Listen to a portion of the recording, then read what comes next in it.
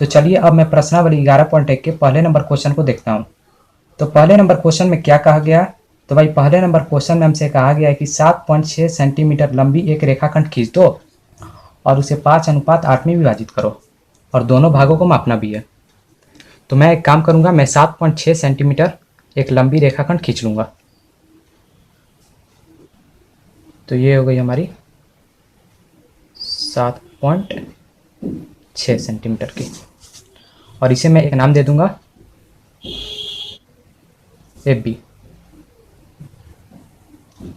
और ये कितने की है? तो 7.6 सेंटीमीटर की। तो इस रेखा को मुझे 5:8 में विभाजित करने के लिए सबसे पहला स्टेप है कि मुझे ए को केंद्र मानकर एक न्यूनकोण की रचना करनी होगी। एक न्यूनकोण की रचना कर दी। न्यूनकोण यानी कि 90 डिग्री से छोटा। तो ये जो हमारी कोण बनी है ये 90 डिग्री से छोटी है, क्योंकि 90 डिग्री तो स्ट्रेट होती है, लेकिन ये थोड़ी झुकी हुई है। तो इसलिए यहाँ पर जो कोण बन रही है वो 90 डिग्री से कम की है। और दूसरे स्टेप में मुझे इस रेखा को जितने अनुपात में बांटने के लिए कहा गया है उस अनुपात को ऐड कर लेनी होगी। तो मुझे इस AB रेखा को 5:8 में विभाजित करने के लिए बोली गई है। तो इन दोनों को ऐड करने पर हमारा 13 आ गया। तो फिर मुझे इस रेखा को 13 बराबर चापों को लगाकर इसे 13 बराबर भागों में बांट लेनी होगी। तो मैं इस रेखा को 13 बराबर भागों में बांट लूँगा। तो फिर मुझे यहाँ पर इस प्रकार की नोक को रखनी होगी। आपकी जितनी मर्जी हो उतनी प्रकार की नोक को खोल लेनी होगी। तो मैं प्रकार की नोक को इतनी खोलूँगा और यहाँ से मैं 13 बराबर चापों को लगा लूँगा। तो ये हो गया 1 2 3 4 5 6 7 8 9 10 11 12 और 13। तो मैंने प्रकार की मदद से इस रेखा को 13 बराबर भागों में बांट ली। ठीक है जी, ठीक है सर। और फिर मुझे इन चापों का कुछ नाम दे देना होगा। तो मैं पहले चाप का A1 नाम दे दूंगा, दूसरे का A2, A3, A4, A5, A6, A7, A8, A9, A10, A11, A12 और A13। तो अब मुझे A13 पॉइंट को B पॉइंट से मिला लेनी होगी। तो मैं A13 को B से ज्वाइन कर दूंगा। तो मैंने ज्वाइन कर दिया। और फिर आपको अगले स्टेप में A13 पर जितनी एंगल खुली है उतनी एंगल आपको A5 पर खोलनी होगी। तो उसके लिए सबसे पहले मुझे A13 पर प्रकार की नोक को रखनी होगी और अपनी मर्जी से इस प्रकार को खोल लेनी होगी। तो मैं इस प्रकार की नोक को इतनी खोल लूँगा और फिर यहाँ पर एक चापसी लगा देनी है। तो मैंने यहाँ पर एक चापसी लगा दी। और फिर आपको प्रकार की नोक को बिना हिलाए वैसे ही A5 पर प्रकार की नोक को रखनी होगी और यहाँ पर एक चाप लगा देनी होगी। और जितनी एंगल यहाँ पर खुली है, इतनी एंगल खुली है, कितनी एंगल खुली है, इतनी एंगल खुली है, उतनी ही एंगल यहाँ पर खुलनी चाहिए। तो इसलिए मुझे यहाँ पर प्रकार की नोक को रखनी होगी और यहाँ पर एक छोटी चाप लगा देनी होगी। तो मैंने एक चाप लगा दी। और फिर मुझे इस पॉइंट को A5 पॉइंट से मिला देनी होगी। तो मैं इन दोनों को ज्वाइन कर दूंगा। तो मैंने ज्वाइन कर दी। और चूंकि यहाँ पर भी एक पॉइंट बनी है तो इसे मैं एक नाम दे दूंगा। तो इसका नाम मैं C दे दूंगा। ठीक है जी, ठीक है सर। तो अब मैं देखूंगा कि यहाँ पर जो एंगल खुली थी वही एंगल यहाँ पर भी खुल गई है, यानी कि ये दोनों एंगल आपस में बराबर है।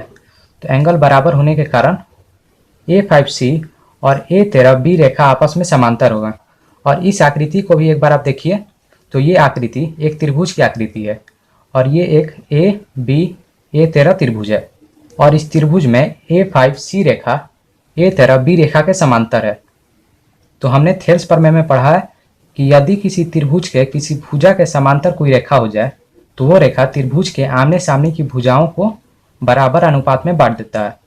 तो ये रेखा पहले से ही हमारी 5:8 में विभाजित हो गई। तो यहाँ पर देखिए ये है A1, A2, A3, A4 और A5, यानी कि इस रेखा का 5 भाग इधर है। तो यहाँ पर हम 5 लिख सकते हैं और यहाँ पर A6, A7, A8, A9, A10, A11, A12, A13। तो अगर आप इन सभी भागों को गिनिएगा तो आपका इधर 8 भाग निकलेगा। ठीक है, तो ये हो गया 8 भाग और बीच में एक पॉइंट है, तो इस पॉइंट की जगह पर हम अनुपात का चिन्ह दे सकते हैं। तो ये A13 रेखा हमारी 5:8 में विभाजित है, तो इसलिए इसके सामने वाला जो भुजा है वो भी 5:8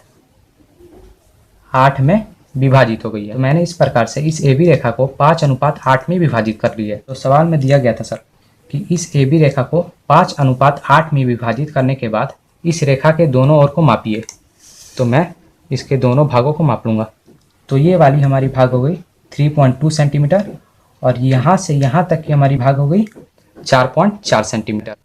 तो यहाँ पर मैं मापने के बाद लिख दूँगा 3.2 सेंटीमीटर है, 4.4 सेंटीमीटर है।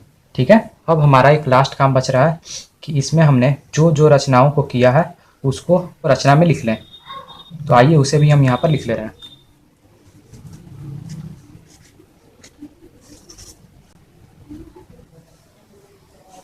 तो यहाँ पर हो जाएगा रचना। सबसे पहले मैंने क्या किया सर?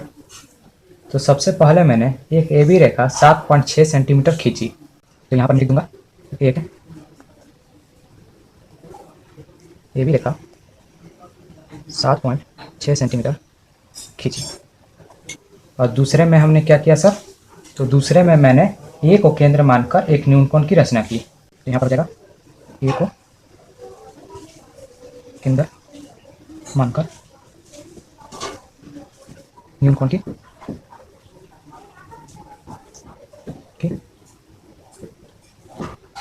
रचना की। और तीसरे में हमने क्या की सर? तो तीसरे में मैंने न्यूनकोण की रेखा को 13 बराबर भागों में बांटे।